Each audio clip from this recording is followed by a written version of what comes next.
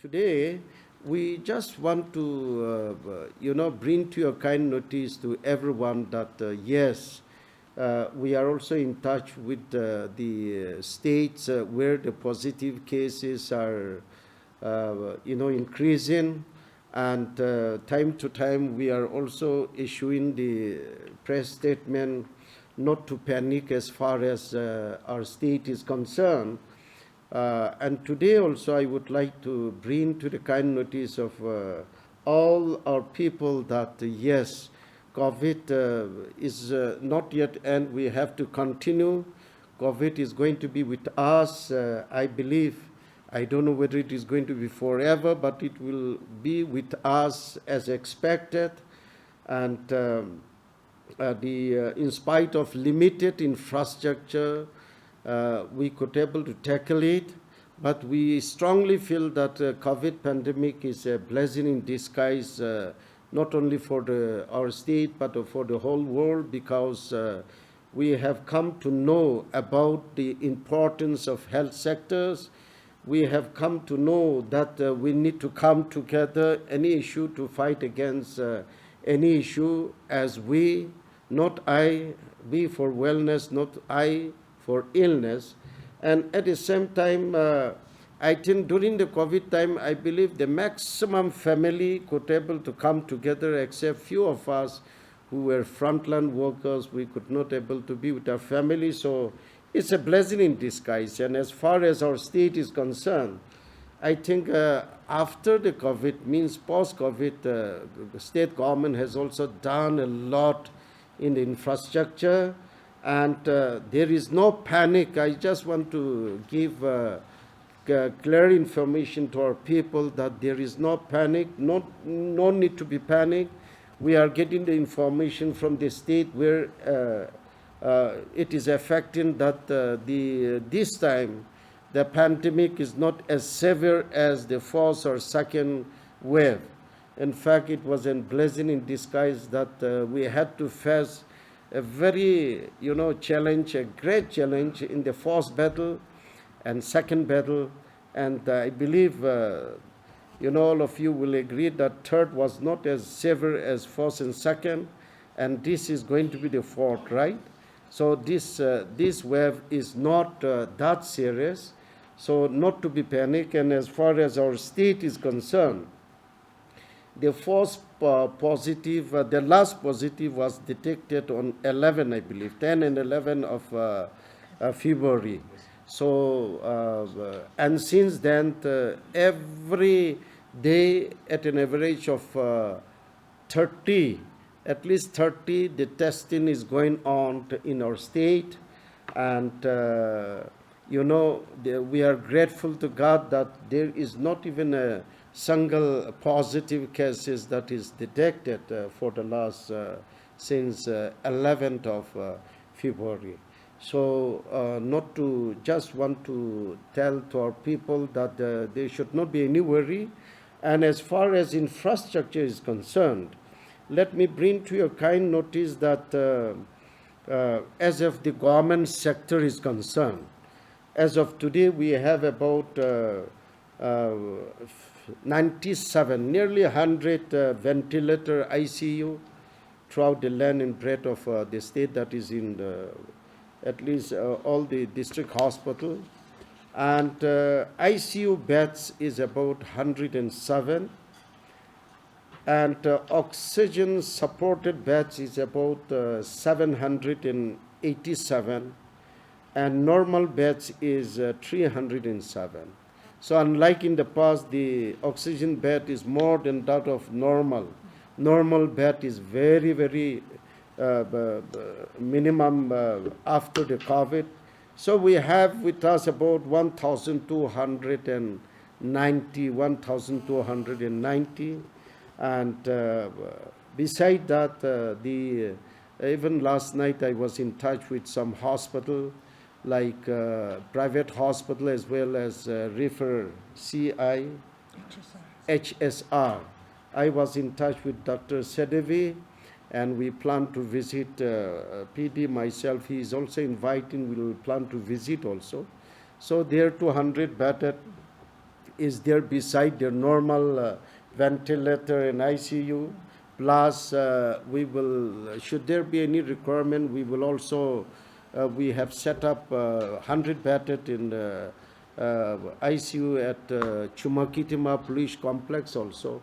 So, since, as you know, that from the past experience, as I always used to state that the sun rises from the east, but corona rises from the west. So I think in Delhi, and I'm told that we are informed that some cases is also reported in Assam, so which is not far away from us. So normally, from the past experience, the first COVID, as you know, was it was detected in Kerala. I believe that was on 30th of January 2020. So when it reached our state, it took about 3-4 months. The first was beside that gentleman. It was on the returning was on 25th of May. So yes, it has reached Assam. We should not be too careless. But till there is not even a single positive cases, and all precautions are taking place. Our health workers, we have had several VC with the CMOs and the MAs within a span of, I think, the 1 month. 1 month we have had 2-3 VC with them. And for your kind information, the last mock drill, of course, that was on the basis of the direction of the union government. It was held on 27th of February last year. That is 27th of February 2020, December, 27th of December 2022, where 85 health units participated. So you may be wondering why so much or why too less, but we have identified the zone-wise where probably the first, we have a, identification where those health centers should respond first because of the past experiences. And the second mock drill will be on 10th and 11th of April. That is next week. And we are getting all, precautions, and the test is conducted from time to time. And I'm also happy to bring to your kind notice that my principal director, who is one of the most efficient, time to time she is having a meeting, and I think I believe procurement committee is meeting again and again in case of any eventuality. What are the materials that we need to procure, to face any eventuality? So for your kind information, and although with limited infrastructure, but we could able to tackle the first wave, and the second wave and the third wave. So with that kind of experience, we are confident. And we don't want our people to have a panic. Yes, this visual and print media is very important. But in the meantime, the state is prepared. All the infrastructure is prepared. All the ICU and oxygen is prepared. And as you know, the 10-bed ICU, which was inaugurated on 10th of January by our Honorable Chief Minister, is also very historic day, which means we have a world-class infrastructure in place. I'm quite happy that the ICU of Kohima has been renovated, has been done away. You may go and visit anytime, and there, I think after the inauguration 3-4 times I had an opportunity. We went and interacted with the doctors, and the nurses are so happy. And with all this kind of facility, we feel that there should not be any reason why that we should tackle any eventuality. In the meantime, I would like to bring to the kind notice of everyone that we should not take it very easy as well also, because the most important thing is we need to bring to the kind notice that the discipline is very important. Our people need to be disciplined, and COVID appropriate behavior, I think no need to, they are well aware of it. But in the meantime, we would like to urge upon all the concerned, even not only the health workers, but all the responsible people, including the civil society and the churches, and also the most important is the media, from time to time creating awareness about the COVID appropriate behaviors. We will continue to focus on five-fold strategy. You are aware of five-fold strategy, that is to go for testing, that is one. 3T, that is test, track, and treat. So 3T, test, track, and treat, and vaccination, and all COVID appropriate behaviors. So this is what we would like to urge upon all the citizens. And in case you would like to know the testing, the first wave, second wave was, I think the health workers, I remember the way in spite of such a difficult time, they had to go and do the testing. So if you require, we'll give you a data, but the first testing, first wave, we could test 1,20,242. So 1,20,242 COVID testing that was carried out by our health workers in the first wave. And in the second wave, again, we could able to conduct tests on 3,02,526. 3,02,526. And the third wave, it is 63,382. So total of 4,86,154 testing that was conducted. And you have in your chart about the first wave, positive was 11,927. Second wave, positive was 20,274. And the third wave, 3,785.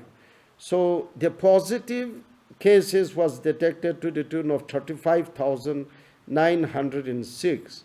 So that is what is, if you see the ratio, that is coming, the testing and the positive is coming to 7.38%. And as far as that is concerned, you will find there, since the paper is available with you, the total COVID death is somewhere around 777. But if you include others, it is 856. So these are the victim of the COVID, and we are of the view, and we should also feel that we will not allow we don't wish, and we will not allow our people to be a victim like we faced during first, second, and third COVID. I think it is not going to happen, and we will not allow it, because we have better infrastructure and even the manpower. Initially, first wave, many health workers, actually this was stated so unpredictable, it was so surprise to every one of us, and rather it was outside the syllabus actually. But then when we could able to tackle, I don't think that the same situation will face by even any one of us. And just want to tell that we are better prepared, and the testing is going on, and it will continue to do that. And in case of any eventuality also, we have a better infrastructure. Our people are well experienced, so there should not be any panic in the minds of our people. And with all, other issue is also important, but after the pandemic, the most important issue is COVID. Every now and then, whenever we meet, we discuss other issue, but we discuss more on the COVID. And we are also keeping track of all the guidelines issued from the World Health Organization, and also the direction issued from the Ministry of Health and Family Welfare from time to time. And as stated, we have one of the most efficient principal director. We are so happy. I'm having a confidence with the senior officer with us, and most importantly, our Ango Dr. Yang, who is, have been involved right from the day one of the COVID, and a lot of officers, they are well versed, and time to time, we are keep in touch any issue that is coming up, not within the state, but even other state in our country, as well as in our neighboring state. Thank you.